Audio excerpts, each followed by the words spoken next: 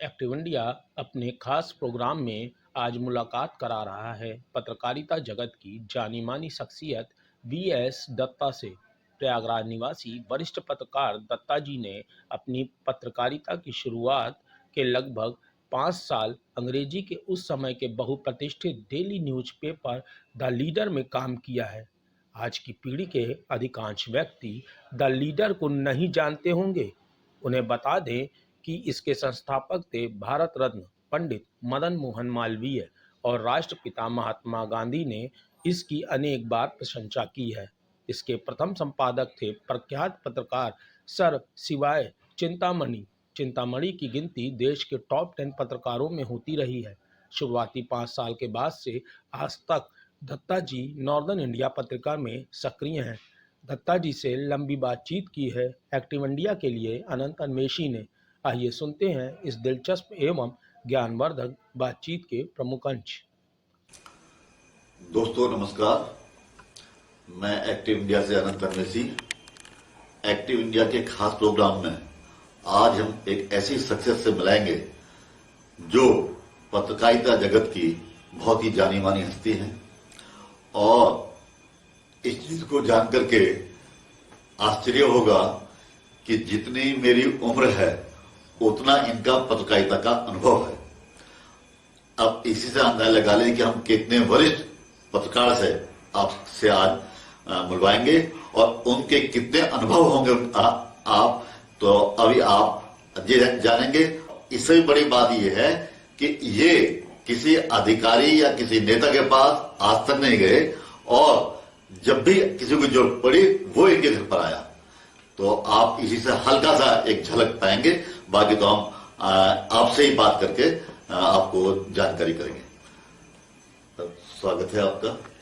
धन्यवाद। मैं आपका आभारी हूँ कि आपने आज मुझे याद किए और बड़ी खुशी है आपके मैंने प्रोग्राम सुने हैं और इसलिए जो मुझे अच्छा लग रहा है कि आज आपसे बातचीत हो रही है। सर, हम चाहेंगे कि आप अपना नाम स्वयं बताएं और अपने पारिवारिक बैकग्राउंड यानी बचपन से अब तक का थोड़ा सा हल्की झलक दें। मेरा नाम, मुझे लोग वी.एस. दत्ता के नाम से जानते हैं, लेकिन मेरा पूरा नाम वीरेंद्र सिंह दत्ता है और हम पंजाब के रहने वाले हैं और यहाँ यूपी में इलाहाबाद में आए थे। मेरे पिताजी एयरलाइंस में थे और उनकी ट्रांसफ़र हुई थी लाहौर। तो लाहौर 47 में जो है रिटायर्ड होने वाले थे तो उन्होंने रिज़ाइन कर दिया था सर्विस से और फिर जो आ गए वो इलाहाबाद में। और यहाँ पे एक अंग्रेज़ पार्टी थी, वो बार्नेट होटल चला रही थी। उन दोनों का बहुत ही फेमस होटल था। उनको लगा कि ये इंडिया से हम चले जाएंगे 15 अगस्त में तो यहाँ ब्लड बात हो जाएगा। उन्होंने जल्दी में बेचने की कोशिश करी और फिर मेरे पिताजी इसलिए उन्हें जानते थे क्योंकि वो बबरौली पे डेली जब एयरक्राफ्ट आते थे उतरते तो वो उनको अटेंड करते थे और बार्नेट वहाँ की केटरिंग करता था तो वो बिल वही पास करते थे। तो उन्होंने देखा कि हाँ ये साउंड पार्टी है। आपको आश्चर्य इस बात का होगा कि वो ज़माना था जब इलाहाबाद में 2 एयर सर्विसेज होती थी डेली। एक फ्लाइंग बोट आती थी, वो लंदन से चल के वाया इलाहाबाद कलकत्ता जाती थी और फिर बैक, और एक बबरौली एयरपोर्ट पे आती थी, वो भी कराची से दिल्ली होते हुए इलाहाबाद और कलकत्ता। ये लोगों को मालूम नहीं है। अभी जो हुआ कि पहली सी प्लेन में प्रधानमंत्री चढ़े, वो ठीक है इंडिया की पहली रही होगी, लेकिन यहाँ भी एयर सर्विस ब्रिटिश की कम से 3-4 साल चली और मैं खुद कराची से इलाहाबाद सी प्लेन से आया था। तो आप सोचिए मैं कराची कैसे पहुंच गया। जैसे मैंने आपको बताया मेरे पिताजी इंडियन एयरलाइंस में थे, वो उसका नाम पहले था इंडियन नेशनल एयरवेज, अंग्रेज़ों की कंपनी थी वो, बाद में इंडियन एयरलाइंस में परिवर्तित हो गई। तो ट्रांसफरेबल जॉब होती थी। उसी सिलसिले में कराची में 3 साल थे। वहाँ पे मैं सेंट पैट्रिक्स स्कूल में केजी वगैरह में पढ़ा था और फिर जो है इलाहाबाद, उसके बाद दिल्ली गए और दिल्ली में मैंने कैम्ब्रिज स्कूल में पढ़े 3-4 साल। फिर इलाहाबाद में आके GIC और फिर इलाहाबाद यूनिवर्सिटी। इलाहाबाद यूनिवर्सिटी से मैंने MA इकोनॉमिक्स में किया है और मेरी हॉबीज में म्यूज़िक है और मैं फिल्म क्रिटिक भी रहा हूँ। हालांकि अखबारों में आने के बाद जो मेरा मेन चीज़ हुआ है वो फिल्मों से अलग है। मगर मेरे शौक की बात मैंने आपको बताई। आपके परिवार में पिताजी के बारे में तो आपने बता दिया काफी ठीक, तो परिवार में और कौन कौन है, कितने भाई बहन, वो क्या करते हैं? हाँ, इसमें मेरा एक छोटा भाई है, वो दिल्ली में है, वो वहीं पे सेटल कर गया। और एक बहन है छोटी, वो जब मैरिज के बाद उनके हस्बैंड अमेरिका चले गए, इंजीनियर थे वो वहीं सेटल कर गए हैं। तो इस समय सबसे बड़ा इस समय मैं ही हूँ। मेरे से बड़े भाई और भी थे, वो उन सब निधन हो गया। एक बड़ी बहन भी थी, पिता माता जी सब गुजर गए। इस समय मेरा एक लड़का भी था, वो भी गुजर गया। इस समय मैं और मेरी पत्नी अकेले हैं यहाँ पे। अपने परिवार के बारे में, बैकग्राउंड के बारे में बहुत अच्छे ढंग से विस्तार से बता दिया। अब आगे जानना चाहेंगे, आप पत्रकारिता में आपकी रुचि कब हुई और कैसे हुई, क्यों हुई? मुझे जो है अखबार पढ़ने से बहुत शौक था मुझे, और मैं देखा करता था कि अखबार में उन दिनों में लेटर्स टू द एडिटर, यानी संपादक के नाम पत्र, वो बहुत विस्तार से लंबे लंबे छपा करते थे, एक आर्टिकल नुमा हुआ करते थे, जिसमें पी टंडन साहब भी लिखते थे, जस्टिस एस धवन जैसे लोग लेटर्स में लिखते थे, लेटर्स में डिबेट चलती थी। वहाँ से मैंने शुरू किया था। मगर पहला जो मैंने लिखा था लेख, वो इंडियन एक्सप्रेस पब्लिकेशन में था, और वो फिल्म म्यूजिक के बारे में लिखा था। 1953 27 मई था, और वो तब मैंने लिखा था कि पंडित जी के जो information and broadcasting minister doctor BV. Keskar हैं, वो हमें पुरानी दुनिया में ले जा रहे हैं, क्योंकि फिल्मी गाने वो बैन कर रहे हैं। तो इससे मुझे काफ़ी सपोर्ट भी मिला था, और मैंने कहा था कि अगर जो आप ये इस पॉलिसी को रिवर्स नहीं करेंगे तो रेडियो सिलोन जो है हमें पूरा आपके ऑडियंस ले जाएगा। हुआ भी ऐसे ही।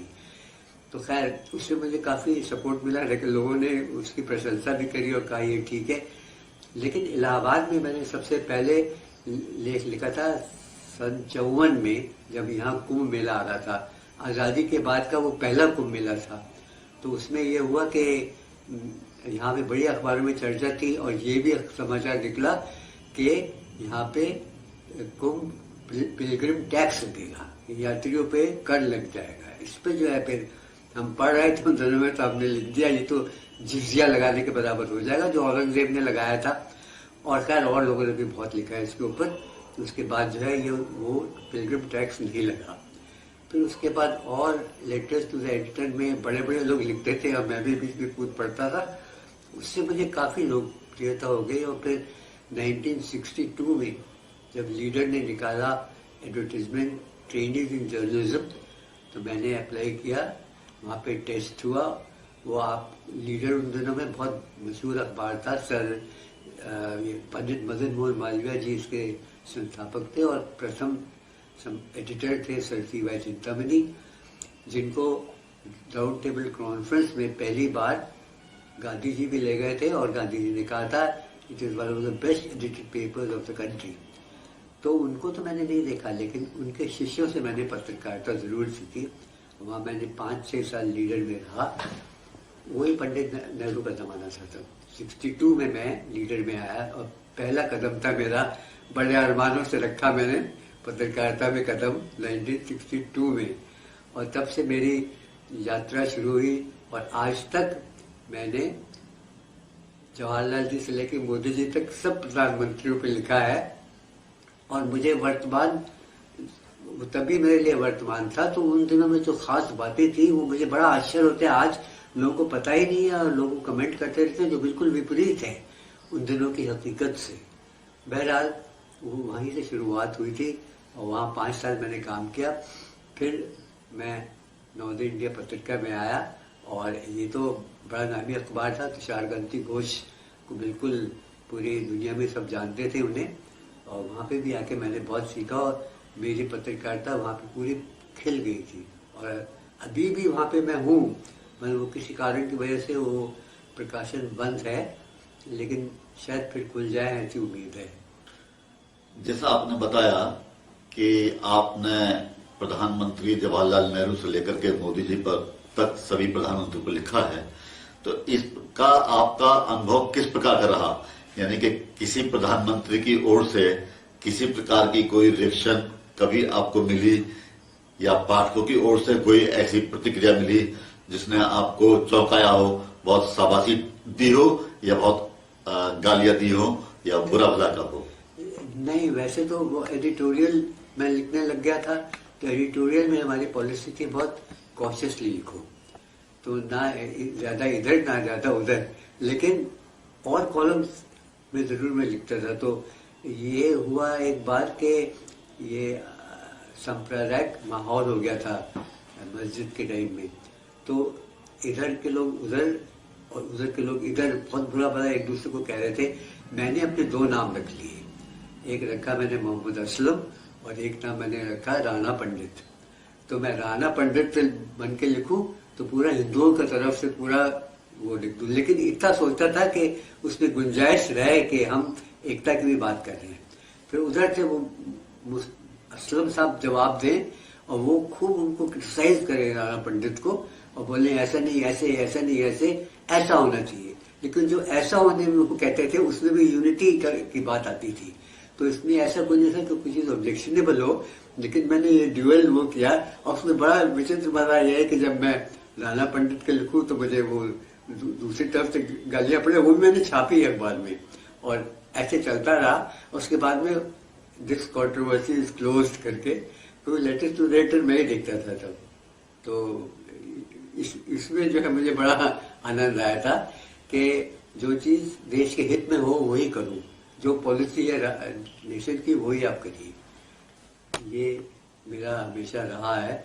इस करके मुझे जो है हाँ, लोकल अफेयर्स पे लिखने में तो मुझे काफी प्रशंसाएं मिली हैं और काफी लोग चौंके भी हैं।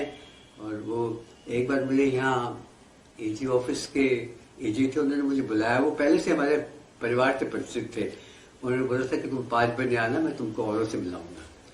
मैं वहाँ गया, चपरासी से पूछा भाई वो हमें साहब से मिलना है। बोले आप बैठ जाइए। मैं बैठ गया।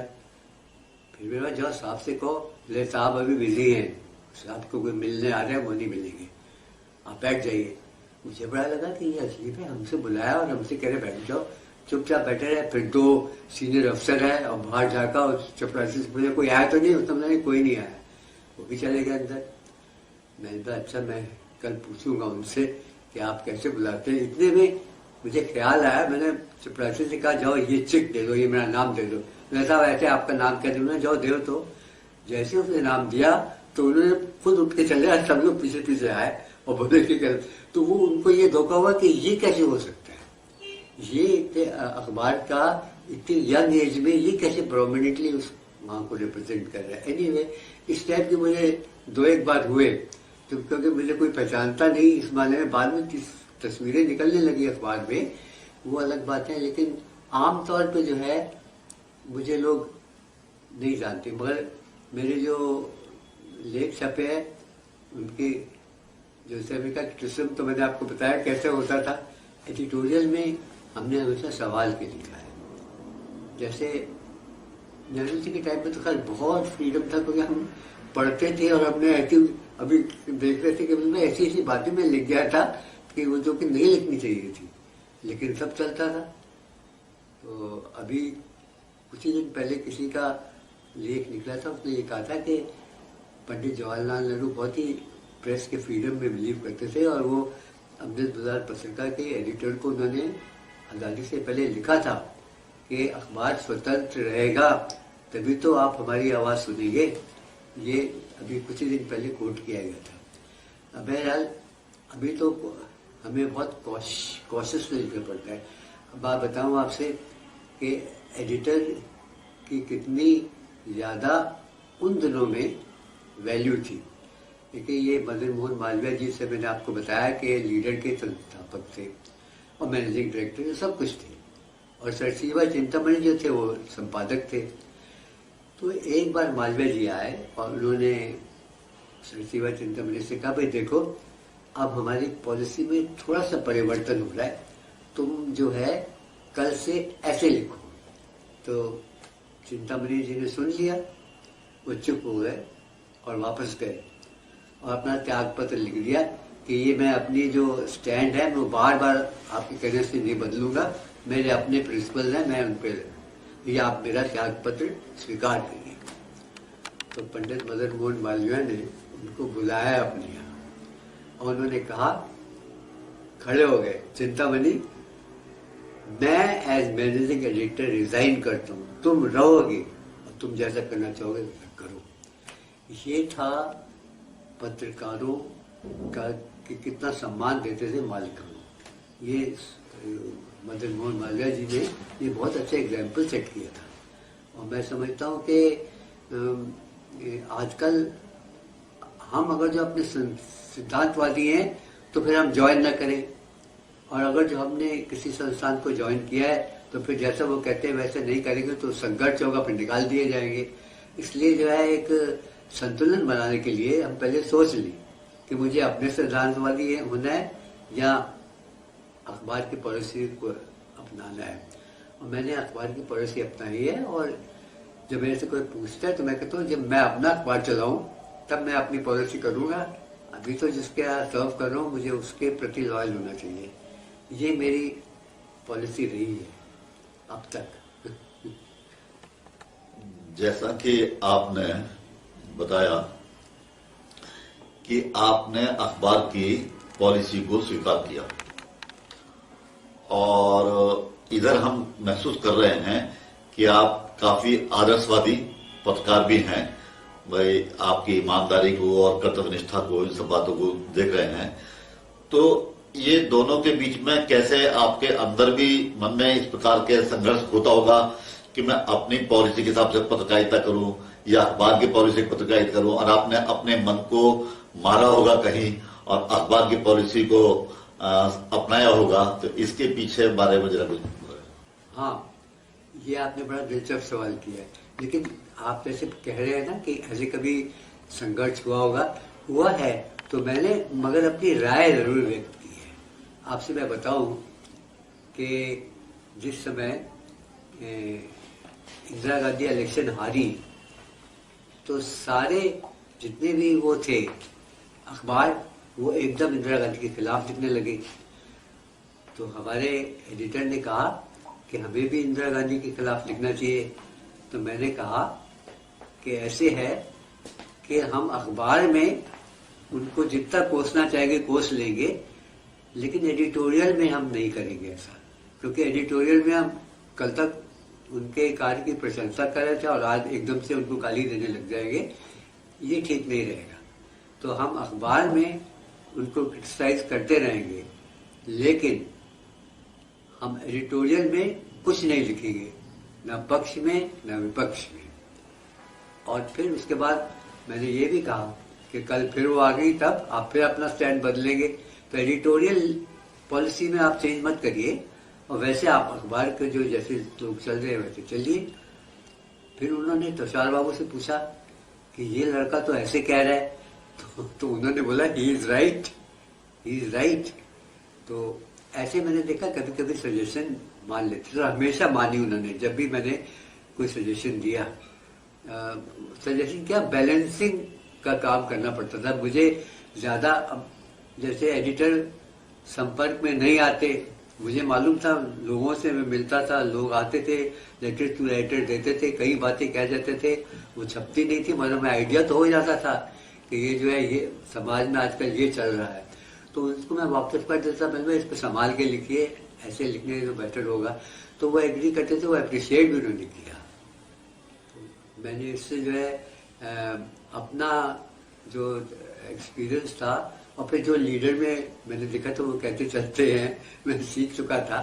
तो अब तक ऐसे भी एक बार तो ऐसा हुआ, कुछ लोग आके मुझे घेर लिया, उन्होंने कहा कि आप हमारा लेटर नहीं छापे, एजी ऑफिस के थे, और देखिए ये हो गया वो हो गया, और आपने कैसे नहीं छापा। मैंने बैठिए बैठिए, मैंने बोला आपने ये लिखा था ना।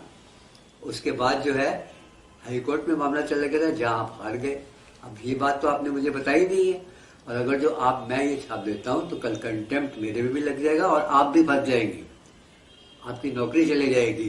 तो फिर वो कहते हैं मत छापिए मत छापिए।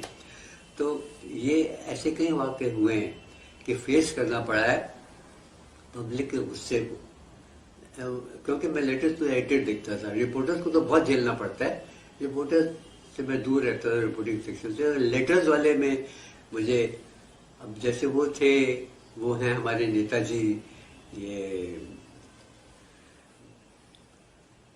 एक नेताजी हैं, वो बीजेपी में आजकल काफ़ी वो हैं, तो उन्होंने वो लेटर्स लेके आते थे, टाइप लेटर रहता था और 4 पेज का रहता था, और हम छापते थे लेटर। लेकिन हम उन पर कलम चलाते थे तो उनको बिल्कुल नहीं बुरा लगता था। बोले ये आपकी आज़ादी है और वो मेरी, जो मैंने कहना था वो कह दिए, जो आपको करना है वो करिए। तो हम कर देते थे। He was most very very cooperative. And then क्या हुआ कि जब हाल ही में कुछ 1 आध साल पहले मीटिंग हुई थी, तो वो उस मीटिंग में प्रेजेंट थे, तो उन्होंने पब्लिकली कहा कि आप इनसे कहिए ये आपके लेटर छापेंगे।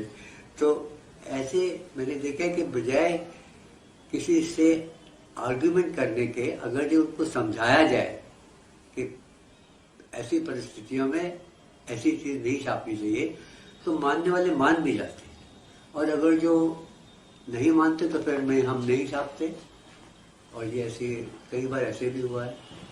एक साहब ने आए, वो बोले कि मेरी आप उसमें मेरे लेख में आप एक कॉमा तक नहीं हटाइएगा। मैंने कहा तब फिर आप अपना लेख वापस ले लीजिए। तो बोले क्यों? मैंने कहा आप मेरी राइट पे इंक्रोच कर रहे हैं, एडिटिंग का मेरे राइट है, वो मैं गिव अप नहीं करूँगा।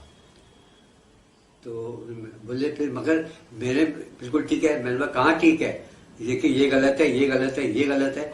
जब उनको बताया तो दंड ने सॉरी। तो हमारी आई इतनी ट्रेंड हो गई है, जो कि अच्छे अच्छे लोग जो हैं उनसे स्लिप हो जाती है। बहुत कम ऐसे लिखने वाले थे जो फ्लॉलेस होते, जिनको ब्लाइंडली हम पास कर दिए, जिसे कहीं ना कहीं पे फॉल्ट मिल ही जाता था। तो ऐसे कई इंस्टेंसेस हुए हैं जबकि विरोध हुआ या स्पष्टीकरण लोगों ने मांगा है कि ऐसा क्यों, फिर उन्होंने समझाया ऐसा इसलिए। और मैंने कहा आप ही फंस जाएंगे, कहीं पब्लिक अपने वेलफेयर नहीं जानती कि इस मामले में कैसी गड़बड़ हो सकती है। कि हमने उनको समझाया कि इस तरीके से अगर जो आप लिखेंगे या इस तरीके से आपका व्यू छपेगा, हमारा तो कुछ नहीं जाएगा। एक बहुत, नाम नहीं मैं उनको लूँगा, एक बहुत वरिष्ठ जज यहाँ पे थे, वो सुप्रीम कोर्ट में बाद में जज होकर रिटायर हुए हैं। तो वो यहाँ पे लेटर्स टू राइटर लिखा करते थे। तो जब इंदिरा गांधी हारी तो उन्होंने खूब इंदिरा गांधी के खिलाफ लिखना शुरू किया। हमने बोला देखो हम टोन डाउन कर रहे हैं, छाप रहे हैं। हमने छापे उनके लेटर इंदिरा गांधी के खिलाफ जो थे। लेकिन उसके बाद फिर इंदिरा गांधी आ गई, और जब उनका जजशिप का मामला आया तो फिर वो किसी ने जाकर शिकायत कर दी कि साहब ये तो आपके बहुत खिलाफ लिखा करते थे। अब उनके खिलाफ इंक्वायरी आ गई यहाँ पे दिल्ली से, और बोले कि साहब आपकी पत्रिका में उनके लेख छपे हैं। तो मैंने बोला भाई मुझे तो याद नहीं है, हालांकि याद था, मुझे तो याद नहीं है, आप देख लीजिए फाइलें। वो 3-4 साल का फर्क पड़ गया था। उन्होंने फाइलें मंगवाई, एक ने जो है आगे से पीछे से खंगाली और एक ने इधर से उधर। बहुत गए, जब वो बिल्कुल करीब पहुंच गए थे तब उन्होंने गिव अप कर लिया। बोले अरे कोई झूठे लोग आते हैं करके चले गए, और वो जज हो गए।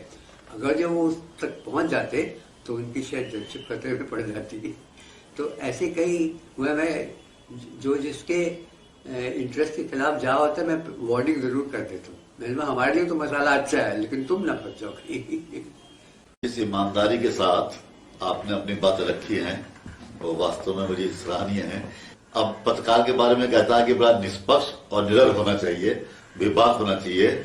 यदि उनमें कहीं कमियां दिखाई दे रही है उनको भी लिखना चाहिए। तो इस मामले में आपका क्या कहना है? ये देखिए, आप जो कह रहे हैं वो ठीक है कि जो गलतियां हुई हैं, लेकिन उसमें यह है कि उनकी जो आलोचना होती है उस आलोचना का जवाब भी होता है। तो इसलिए जो है हम ये नहीं कहते कि वो जो क्रिटिसिज्म हो रहा है वो गलत है, लेकिन हम अपने आप को, आप जो कह रहे हैं कि पत्रकार को ऑनेस्ट होना चाहिए, ईमानदार होना चाहिए, तो मेरा ये कहना है कि अगर जो हम जमे रहे तब हम तो कहेंगे अपनी बात, कभी ना कभी तो कह ही पाएंगे। जैसे कुछ पत्रकार बाद में लिखते हैं कि हम तो ऐसा चाहते थे, ऐसा नहीं हुआ, ऐसा चाहते थे, ऐसा नहीं हुआ।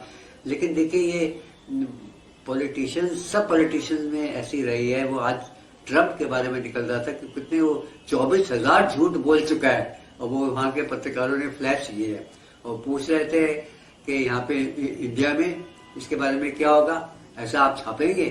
तो ये अलग अलग देश की देखिए परंपराएं बन जाती हैं और मुझे जो है लगता है कि इस प्रोफेशन में इतना अर्सा काम कर लिया और अब जो है शुरू से हम सोचा कि संभल के चलो और संभल के चलोगे तो जिंदा रहोगे इस प्रोफेशन में और अड़ियलपन अपनाया तो कोई पूछेगा नहीं और होता यही है।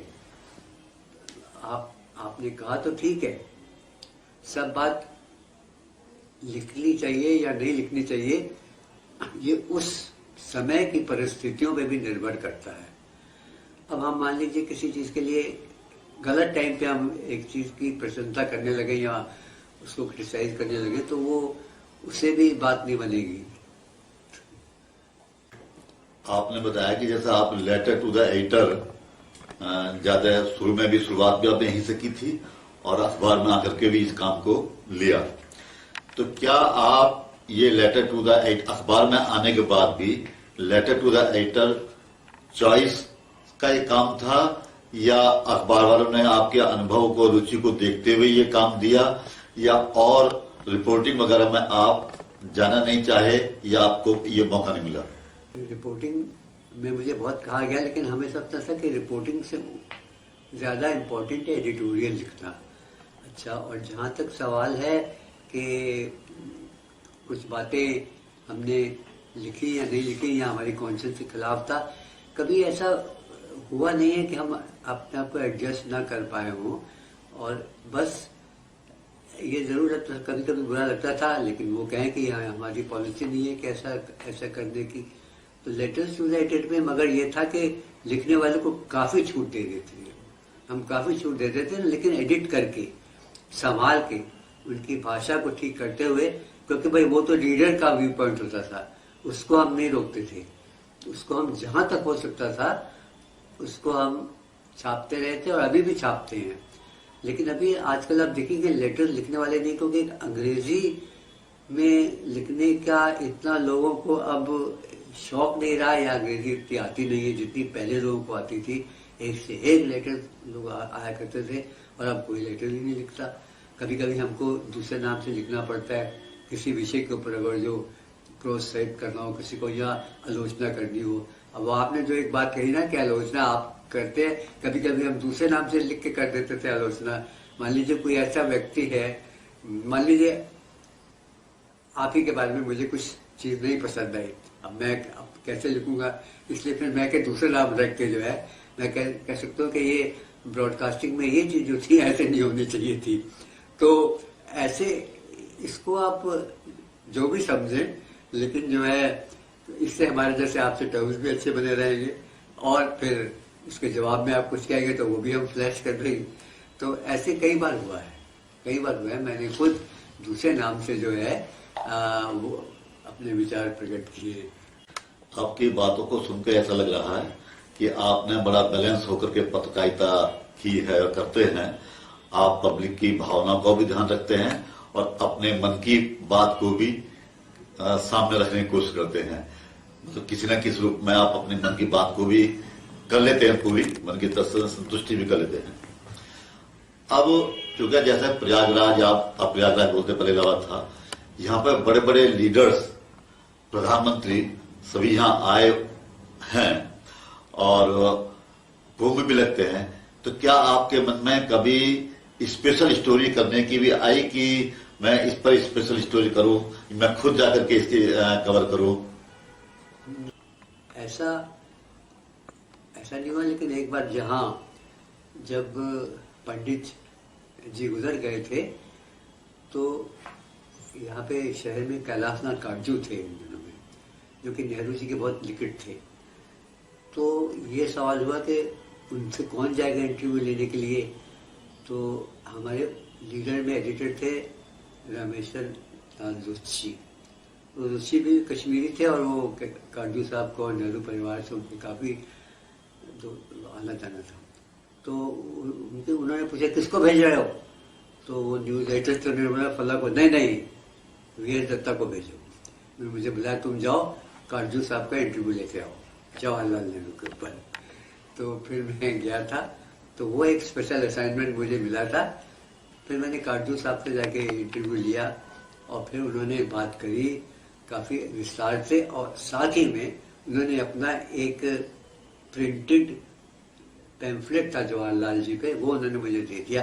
बोले इसमें तुम्हें और बातें भी मिल जाएगी। लेकिन उसमें डेथ के बारे में तो था नहीं ना, तो उन्होंने जो डेथ के बारे में बोला, मैंने अच्छे खासे सवाल पूछे। वो मेरे एक था कि कारजू साहब से, वीपी सिंह साहब से बस हेलो हुआ था, बस एक जगह दिख गए थे, हेलो, बोले ओ आप है। तो ऐसे ही मेरा रहा है। इस इंटरव्यू का अनुभव कैसा रहा? जैसा आपका लेटर टू द एडिटर के बारे में दिलचस्प अनुभव रहे हैं, तो जैसे कारजू एक बड़ी हस्ती थी और उनका इंटरव्यू लिया प्रधानमंत्री पंडित जवाहरलाल नेहरू के बारे में, तो ये अनुभव कैसा रहा आपका? ये बहुत अच्छा रहा। समझिए कि ये सन 64 की बात है, नेहरू जी का जो जन्म हुआ था 27 मई को।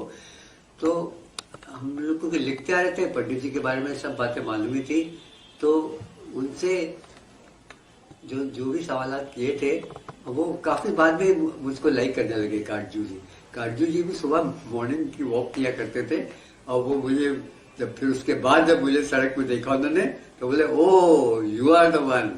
तो ऐसे जो है वो उन्हें याद रहा। और वो कईयों ने फिर हमारे संपादक से कहने लगा कि उसको भेजिए, आप वीएस दत्ता को भेजिए। तो मगर मैं नहीं जाता था, मगर मुझे था कि अपने डेस्क पे बैठे बैठे जो है ये इनके बारे में ये निकला, ये बोले, इसके ऊपर बनाए हैं, जो कि रिपोर्टर नहीं कर सकते थे। तो मेरा एम ये रहता कि हम अपने चेयर पे बैठ के काम करें, बाहर कम जाए। ये मेरा स्वभाव था कुछ ऐसा कि, और फिर बाहर बाद में तो समझिए कि एक बार बुलाया बॉयज स्कूल के प्रिंसिपल, जो मुझे अच्छी तरह जानते थे पहले वाले, तो बोले ममता बनर्जी आ रही हैं, आप भी आ जाइए क्योंकि स्पोर्ट्स पे कुछ बोलेंगी। वहाँ पे स्पोर्ट्स के रिपोर्टर आ गए, सब अखबारों के। और फिर मैं बैठा था, तो वो आया उनका आदमी, बोले आप उठ जाइए यहाँ से, ये सब रिपोर्टर्स बैठेंगे। बैठ गया, फिर और पीछे, बिल्कुल पीछे कर दिया। एक सीनियर को देख रहा था, वो आया उसके पास, बोले ये इनको क्यों तुमने हटाया यहाँ से? तो पत्रकार लोग वहाँ बैठे हुए हैं और ये यहाँ पे बैठे हुए थे। तो उसने बोला ये पत्रकारों के बाप है, तुम जिनको इस जगह से हटा रहे हो। बहरहाल गए, ममता बनर्जी पास ही में बैठी थी, तो वो उन्होंने ममता बनर्जी ने स्पोर्ट्स वगैरह पे बोली थी, तो स्पोर्ट्स वाले ही पूछ रहे थे उनसे सवाल। मैं चुपचाप वहाँ पे बैठा रहा, मैंने उनसे कोई सवाल नहीं किया। लेकिन ऐसे होता है, और जहाँ पे मुझे लोग पहचान लेते हैं, फिर वो बड़ी सभा में भी कहते हैं आप आगे आइए, आप यहाँ बैठिए। और फिर वो जब अपनी स्पीच के दौरान में एक आध बार रेफरेंस भी कर देते हैं। तो ऐसे हुआ है। जब आपका अनुभव इस प्रकार का हुआ है, तो अच्छा तो लगा ही होगा निश्चित रूप से। तो एक भीड़ के अंदर यदि कोई वीआईपी आपको कॉल कहे कि आप आगे बढ़ जाइए, हाँ। अच्छा तो लगा कि लगेगा। हाँ। तो लेकिन जब आप अंदर डेस्क के पर बैठ करके काम करते हैं और फील्ड में रहते हैं, तो फील्ड में लोग ज्यादा जानते हैं या डेस्क पे अंदर बैठने वाले को भी ज्यादा जानते हैं? नहीं, वो जो फील्ड में रहते हैं उनको लोग ज्यादा जानते हैं। बल्कि जैसे हमें कुछ काम कभी कहीं पड़ता था, तो मैं अपने रिपोर्टर को बुलाता था कि देखो ये काम करो, तो वो जिसके बारे में वो कहते थे कि उनका काम है, वो कहता हाँ हम जरूर कर देंगे। मैं उनको कभी मिलाओ तो सही हमें उनसे। तो मिले हैं हम लोगों से, लेकिन मैं अवॉइड करता था, क्योंकि उसमें परेशानी हो जाती है कि फिर वो लोग फेवर मांगने लग जाते हैं। जैसे आपने साहब आप जो है यहाँ के बारे में मत लिखिएगा, आप ऐसा मत लिखिएगा, ऐसा मत करिएगा। ये फिर रिपोर्टर्स आ जाते, तो रिपोर्टर कहते हैं साहब वो ऐसा कह रहे थे, मैं तुम अपनी रिपोर्ट में ना लिखो, लेकिन हम तो लिखेंगे अपने एडिटोरियल में। तो ऐसे होता था। अगर जो उनसे ज़्यादा वो मिलाए, अब जैसे अब आपसे मेरे इतने क्लोज हम बोल रहे हैं, तो कोई आपसे आपके बारे में, अलोस्टा के बारे में हम सोच भी नहीं सकते, और ना ही मैंने सुना है। आपकी मैंने जगह जगह तारीफ सुनी है, लेकिन एक बात करनी है मैंने, क्योंकि मिलने से, जान पहचाने से अच्छा भी बहुत होता है। लेकिन आपने कभी मुझसे कुछ फेवर मांगा नहीं है, और इसी वजह में आपने जब एक बार कहा आपने कि मैं आपसे इंटरव्यू लेना चाहता हूँ, मैं फट तैयार हो गया। Because you are a very honest man in your profession. इसलिए मैंने बड़ा अच्छा लगा कि आपसे बातचीत करने में। चलिए, धन्यवाद। आपने हम जैसे पत्रकार के लिए इतनी बात की, आपका कमेंट हमारे लिए बहुत मायने रखता है। और जैसा आपने कहा कि भी रिपोर्टर, भाई ठीक है, आप अपनी रिपोर्ट में लिखिए जो भी लिखना है, मैं अपने एडिटोरियल में जो भी लिखना वो लिखूंगा। तो जब एडिटोरियल लिखे होंगे तो निश्चित रूप से कुछ नेताओं के बारे में, अफसरों के बारे में कुछ खिलाफ भी लिखा होगा, तो तब वो लोग आपसे मिलते थे या फोन करते थे या कुछ करते थे, कुछ प्रभाव आप पर जमाने की कोशिश करते थे? नहीं, आपसे बताया कि एडिटोरियल में जो हमने लिखे वो, उसमें तो कभी कोई नहीं आया। लेकिन जब मैं लोकल फीचर लिखता था, वो भी लीडर में, तो एसएसपी साहब थे यहाँ पे, वो पुलिस में अगर जो कुछ गलत होता तो मैं रिपोर्ट लिख देता था। उन्होंने फोन किया हमारे न्यूज एडिटर को कि उसको कहिए मेरे से मिल ले।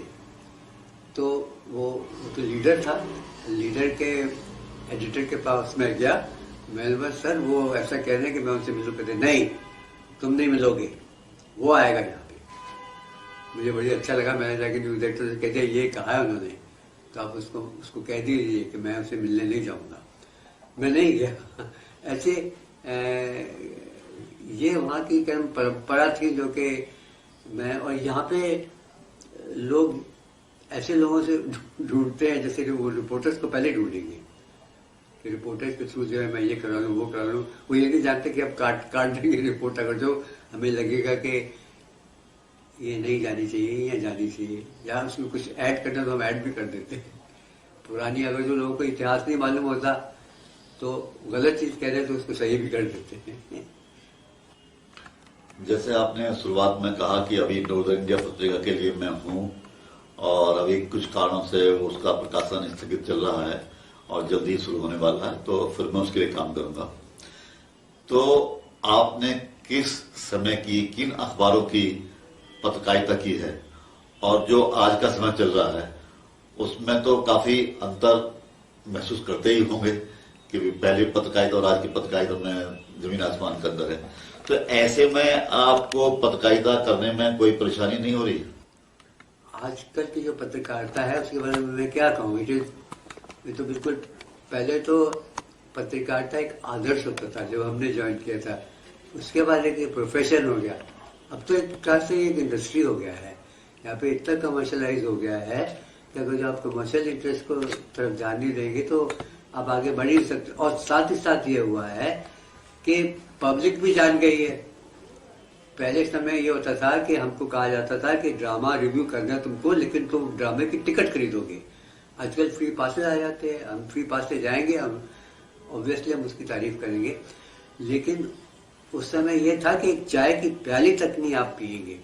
अब आज जो है, जब मुझे कैंसर नहीं चाहिए पर फैक्ट है ये, प्रेस कॉन्फ्रेंस आप कराना चाहे तो पहले आपको दावत देनी पड़ेगी। पहले जो है अगर जो आप दावत पे नहीं बुलाएंगे तो आपकी प्रेस कॉन्फ्रेंस नहीं होगी। लेकिन हम उस जमाने की बात कर रहे हैं कि जबकि हमको खास इंस्ट्रक्शन था कि आप चाय की प्याली तक नहीं पिएंगे और आप जाके जो है अटेंड करिए प्रेस कॉन्फ्रेंस। ये परिवर्तन आ गया है। हमने तो अब अपने आप को इसीलिए और दूर हो गए, हम वर्तमान यानी सर्कल से हम ज्यादा, इसीलिए पत्रकारों में एक जगह हम रोटी में बोलने लगे तो जूनियर पत्रकार बैठे होते, बोले कि आप इतना सब कह गए हैं कि ईमानदार होना चाहिए और अपनी तरफ से होना चाहिए, कैसे होगा? तो मैंने बोला आप वेट करिए, आप अगर जो आप लगे रहेंगे तो आपको एक दिन अपॉर्चुनिटी आएगी, और जब आप बॉस बन जाएंगे तो आप प्रैक्टिस करिएगा जो, तो आप हो जाएगा। ऐसे मैंने टाल दिया था। तो ये जैसा आपने कहा कि एक समय था, एक आदर्श थी पत्रकारिता, फिर बाद में प्रोफेशन बनी, आज की टाइम में इंडस्ट्री है। आप इसका भविष्य के किस रूप में देख रहे हैं कि अब इंडस्ट्री के बाद अगला स्टेप पत्रकारिता के लिए क्या कहा जाएगा?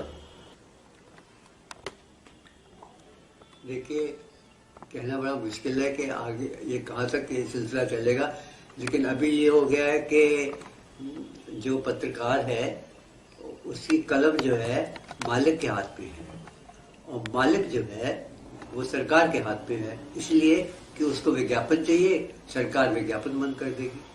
इंदिरा गांधी ने यही तो किया था, जब उनके खिलाफ लिखना शुरू किया था तो जिन अखबारों ने उनके खिलाफ लिखा उन सबके विज्ञापन बंद कर दिए।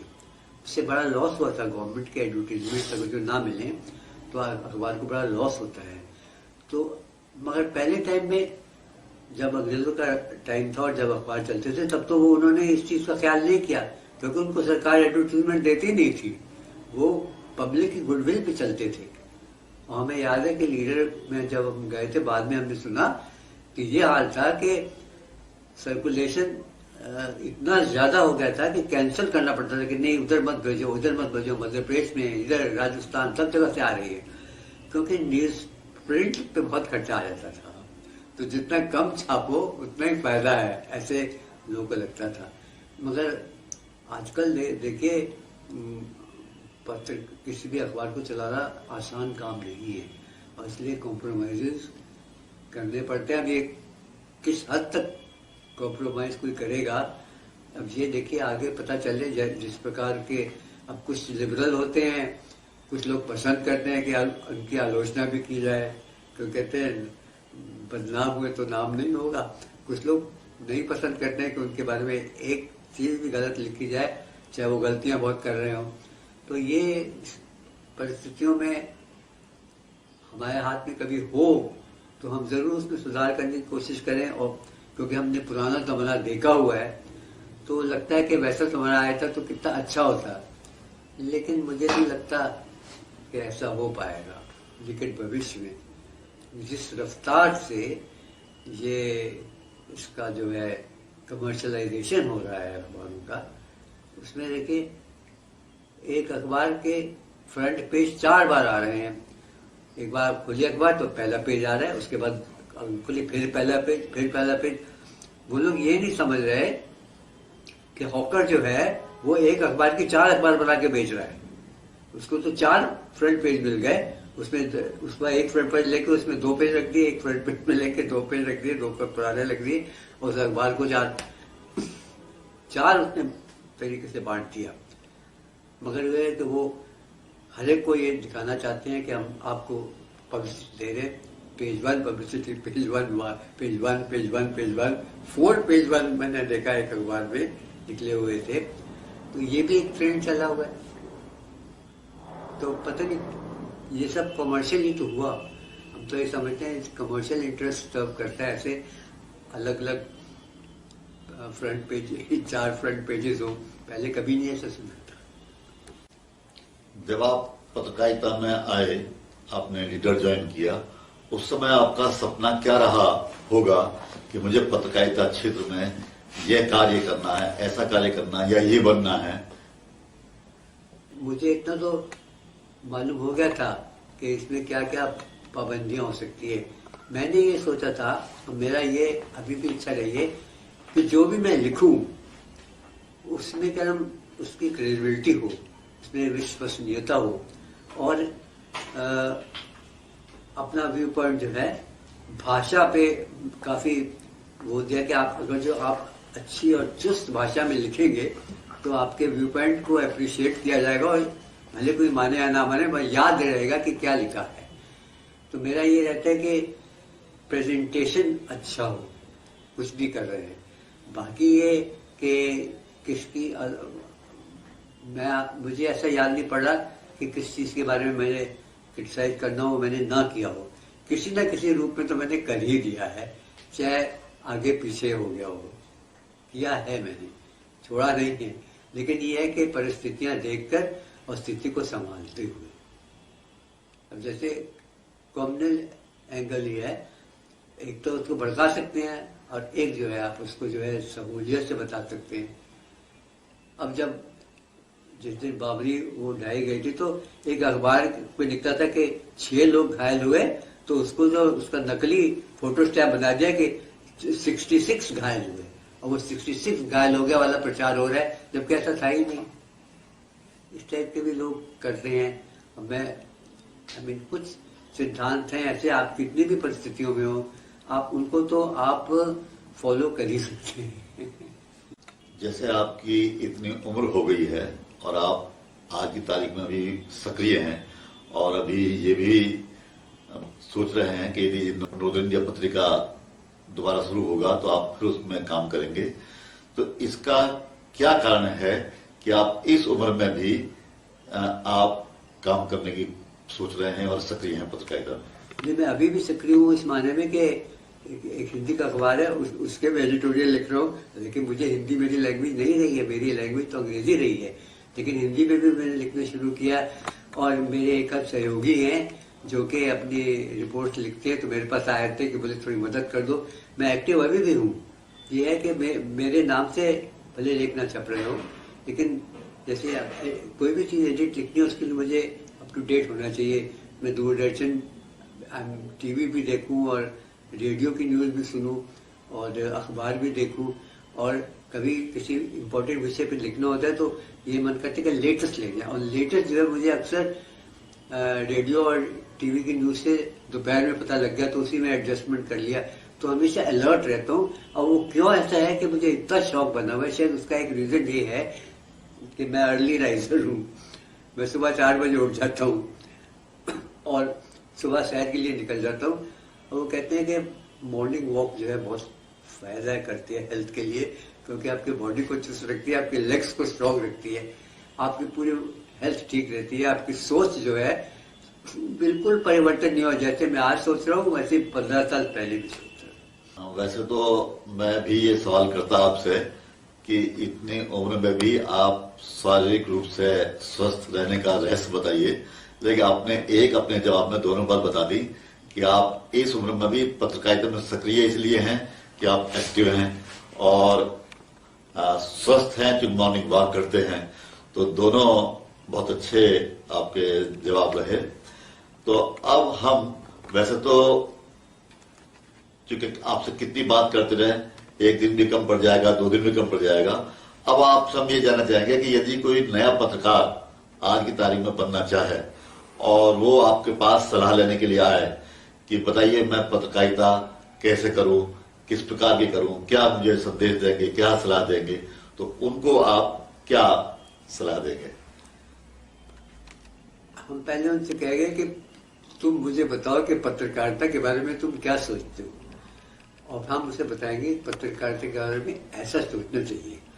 और फिर उसको बताएंगे कि पत्रकारिता में अगर जो आप अपनी पब्लिसिटी लेने के लिए आए हो या लोगों से संपर्क बढ़ाने के इसलिए आए हो कि ताकि तुमसे फायदा हो, तब फिर तुम ज्यादा दिन नहीं चल पाओगे, क्योंकि तुम्हारी सोच जो है उसी में फंस जाएगी कि मैं कैसे इस चीज का फायदा उठाऊं, और ओरिजिनल थिंकिंग तुम नहीं कर पाओगे। जो तुमको भड़काएगा तुम उसी में लिखना शुरू कर दोगे। आप अगर जो इंडिपेंडेंट राइटर होना चाहते हैं तो हर चीज को एनालाइज करिए, दोनों पहलुओं को आप सोचिए। मैंने ये देखा कि एक तरफा लोग बोलते हैं, प्राइवेट में भी जब मिलते हैं एक तरफा लोग बात करते हैं। मैंने बोला दूसरा पहलू भी होता है, दूसरा पहलू जान लो, उसके बाद फिर लिखो, तब तुम्हारे जो गुस्सा है वो शांत हो जाएगा। लेकिन ये आजकल ये रवैया है कि दूसरा पहलू सुनना ही नहीं। तो मैं सबसे पहले ये कहूँगा कि दूसरा पहलू जरूर सुनो लिखने के वक्त। हर एक एंगल में कुछ ना कुछ सच होता है, कैसे आप उसको मिलाएं या कैसे आप आलोचना करें, वो तब आप ज्यादा उसको इंटेलिजेंटली डील करेंगे। ये मैं जरूर कहूँगा कि अगर जो खाली अपने फायदे के लिए आए हो तो ठीक है, जितने दिन रहना रह पाओगे, लेकिन अगर जो प्रोफेशन से रियल लव है तो फिर तुम चलते रहोगे हमेशा ही। तुम्हें लगेगा कि ये इतने अरसे से मैं लिखते आ रहा हूँ, मैं कभी बोर नहीं हुआ। मुझे हर बार लगता है ये परिस्थिति बदल गई। हाँ, जब पुरानी बात पे दिमाग में आ जाती है तो हम कंपैरिजन करते हैं तो लोग पूछते हैं कि आपको कहाँ से मिला। मैंने कहा हम तो थे उस टाइम में। बल्कि एक चीफ जस्टिस थे इलाहाबाद हाई कोर्ट के, उन्होंने एक दावत में शादी में गए थे, उन्होंने मुझसे दूर से देखा, मुझे बुलवाया इधर, बोले इधर आओ। बोले ये तुम लिखते हो पुराने पुराने टाइम की बात, ये तुमको कौन बताता है, क्योंकि वो सही है। उन्होंने कहा वो सही है। मैंने कहा देखिए ऐसे कुछ तो मैंने अपना अनुभव है और कुछ घर में सुनाते आए हैं, पेरेंट्स से सुने या कुछ रिलायबल लोगों से सुनी, वो दिमाग में रहती हैं। तो हंसे। फिर कहा उन्होंने कि मैं हमारी संस्था तुम्हें ऑनर करेगी, ये सब उन्होंने बात कही। उनका निधन हो गया फिर बाद में। और एक मैंने बात कही कि पूछा, जैसे जो आप सवाल कर रहे हैं उन्होंने भी पूछा था कि कैसे जो है, तो ये एक थोड़ा सा पास जानना जरूरी है, तभी हम रिस्पेक्ट करेंगे और आजकल के परिस्थितियों को ज़्यादा अच्छे तरीके से, नहीं तो तैश में आके जब जो लोग लिख देते हैं वो यही सोचे, अगला पिछला सोच लेना चाहिए, तब तैश में आना चाहिए। मैं यही कहूँगा कि थोड़ा शांत होके लिखो। आपका कोई क्षेत्र का, जैसे पत्रकारिता के बहुत सारे क्षेत्र होते हैं, राजनीति है, साहित्य है, फिल्म है, खेल है, तो कोई क्षेत्र ऐसा है जिसमें आपकी विशेष रुचि हो? हाँ, मेरा जो है ना, ये पुराने गीतों से बहुत और पुरानी फिल्मों से, इसमें मेरा बहुत इंटरेस्ट है। और मैं एक कॉलम अलग से पत्रिका में भी देता हूँ जिसमें पुराने फिल्मों के बारे में लिखा जाता है। लेकिन मुझे फिल्म संगीत से क्योंकि शौक था, तो जिन फिल्मों में अच्छे गीत रहे होंगे मुझे उन्हीं के बारे में मालूम है। आज भी कोई पूछता है तो मैं बता देता हूँ कि ये चीज नहीं, ये चीज ऐसी है, ऐसे नहीं थी। अक्सर रेडियो पे गलत निकल आता है, अखबारों में गलत सूचना निकल आती है, फिर हम डिटेल में बताते हैं। नहीं, ये मेरा वो शौक रहा है पुरानी फिल्मों का। तो और पुरानी फिल्मों में अभी भी जो है वो देखते हैं तो वो अच्छी लगती हैं। नए गीत नहीं मुझे पसंद, नई फिल्में बहुत कम देखी है मैंने। जैसे अब आपने नॉर्थ इंडिया पत्रिका में काफी देर से पत्रकारिता कर रहे हैं, लेकिन अब इसका सर्कुलेशन कोई विशेष नहीं है, तो क्या आपके मन में ये कभी इच्छा नहीं हुई कि भाई ये तो कम सर्कुलेशन वाला अखबार है, इसमें हम कितनी अच्छी चीज छाप लें, कितने लोगों तक पहुंचेगा, यदि हम किसी बड़े अखबार के लिए लिखें, मान लो हिंदुस्तान टाइम्स है, टाइम्स ऑफ इंडिया है, इंडियन एक्सप्रेस है, हिंदू है और बहुत सारे अखबार हैं, तो क्या आपके मन में कभी उसके लिए इच्छा नहीं हुई या प्रयास किया, प्रयास में सफल असफल रहे क्या? नहीं, मैंने प्रयास नहीं किया और मेरी लॉयल्टी रही है। लीडर जब बंद हुआ तभी मैंने छोड़ा था। और मेरी ये कभी इच्छा नहीं हुई कि काश मैं वहाँ चल जाता, वहाँ मुझे ऑफर आए थे। मैं दिल्ली में एक टूर में रेलवे वाले ले गए थे, वहाँ पे सब अखबारों के लोग आए थे। वहाँ स्टेट्समैन का भी था, वहाँ हिंदुस्तान टाइम्स के भी थे। उन्होंने बोला कि तुम दिल्ली आ जाओ, हम तुमको जो है यहाँ पे एब्जॉर्ब करेंगे, पक्का you are a bright boy, ये उन्होंने कहा। लेकिन मेरे पिताजी ने भी कहा कि हो जाए, ऐसी ऑफर मिल जाए तो जाओ। नहीं, मैं इलाहाबाद छोड़ के नहीं जाऊँगा, मुझे इलाहाबाद से बहुत प्रेम है। ये समझिए कि जो यहाँ पे पूर्व चीफ जस्टिस थे श्री कमलाकांत वर्मा, उन्होंने एक दिन मुझे बुलाया और मेरा हाथ पकड़ के कहा कि इलाहाबाद मत छोड़ना और लिखते रहो इलाहाबाद के बारे में जैसे लिख रहे हो। और ऐसे वो ईश्वर सरन डिग्री कॉलेज के उसी परिवार के थे, उन्होंने भी मुझे बुलाया, बैठो, फिर आपको मत त्यागना। वो तो उनकी बात थी, मगर मेरा अपना भी लगाव रहा है। बाहर का मुझे लोभ नहीं हुआ कभी भी कि वहाँ पे ज़्यादा तनख्वाह मिल जाएगी तो मैं वहाँ चला जाऊँ।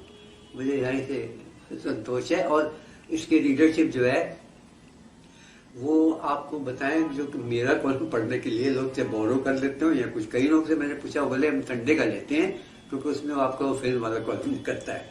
तो ऐसे कई लोग हैं। अखबार वाले भी एक बार पूछा था कि भाई क्या है कि इतवार की पत्रिका में क्या रहता है कि जो लोग ज्यादा लोग मांगते हैं। ये लोगों ने कहा कई बार, ऐसे ही रहता है, ये सब चलता है। जैसे आपने बताया कि आपकी फिल्मों में और पुराने संगीत में, फिल्मों के संगीत में रुचि विशेष रही है या है, तो ये सुपरस्टार अमिताभ बच्चन इलाहाबाद की पैदाइश है, इलाहाबाद में पले बढ़े हैं थोड़ा बहुत, तो उस परिवार से भी आपका कुछ परिचय रहा या अमिताभ बच्चन से कभी कुछ परिचय रहा? देखिए, अमिताभ उनके परिवार से तो हमारे परिवार का काफी आना जाना रहा था जब वो अमिताभ बच्चन छोटे थे। और ये तेजी बच्चन मेरी बड़ी बहन थी, उनके साथ ड्रामा में काम करती थी। और हरिवंश राय बच्चन ने तो मुझे पढ़ाई है अंग्रेजी।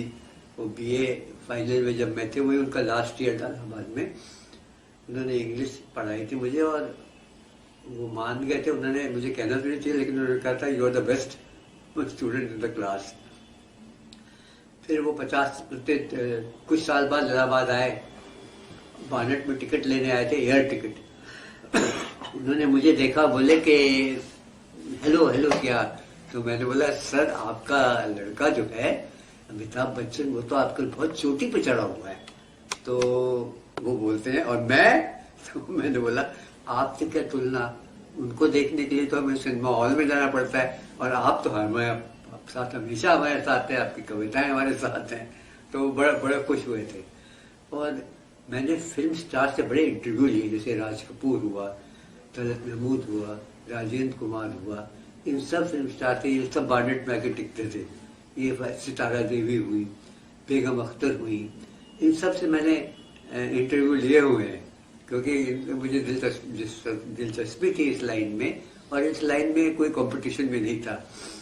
और अभी भी मुझे जो है दूसरे अखबार के लोग फोन करते हैं, साहब मुझे हमें बताइए आप इलाहाबाद में फला एक्टर आया था कि नहीं आया था। मैं नाम तो नहीं अखबारों को लूँगा, कभी मैं बता देता हूँ, कभी कहता हूँ नहीं वो उस समय ये नहीं आए थे, ऐसा करके टाल देता हूँ। लेकिन बहुत मेरा बड़े बड़े फिल्म स्टार से, प्राण जब आए यहाँ पे तो प्राण, मनोज कुमार और ये सब जो है पूर्व और पश्चिम की शूटिंग के लिए आए थे। तो प्राण बैठे हुए थे कमरे में, बड़ा सीरियस। तो मैंने उनसे कहा प्राण जी आप बताएंगे कि सन 42 में खानदान पिक्चर में नूरजहां ने आपके लिए कहा था तू कौन सी बदली में मेरे चांद है आजा, उसके बाद आपको किसी ने चांद कहा है? और वो खड़े हो गए, अरे भड़कदार तुम क्या कह रहे हो, तुमने कहाँ से ये याद किया कि मैंने खानदान पिक्चर में मैं हीरो था? तो उसके बाद वो जब तक यहाँ रहे वो मेरे से काफी घुल मिल गए। बोले तुमको बड़ा याद है वो गाना, मिलवा मुझे याद है। तो ऐसे कई लोगों ने, राज कपूर से भी इस प्रकार की बातें हुई। और राज कपूर ने बोला कि तुमको मैं गाना सुना, अपनी पिक्चर के गाने सुनाता हूँ। वो जिस देश में गंगा बहती है बना रहे थे। लेकिन इत्तेफाक ऐसा था कि उन दिनों में ये डीसी सप्लाई था, डायरेक्ट करंट था, एसी नहीं था, और उनका सारा सेटअप एसी था तो नहीं सुना पाए। ऐसे कईयों से मेरी बातचीत हुई। सर लगता है कि वही कि आपसे कितनी बात कर लें सब थोड़ा रहेगा, पर अंत में अब ये चुका हमारी भी एक सीमा है, हम अधिक लंबा नहीं करना चाहेंगे।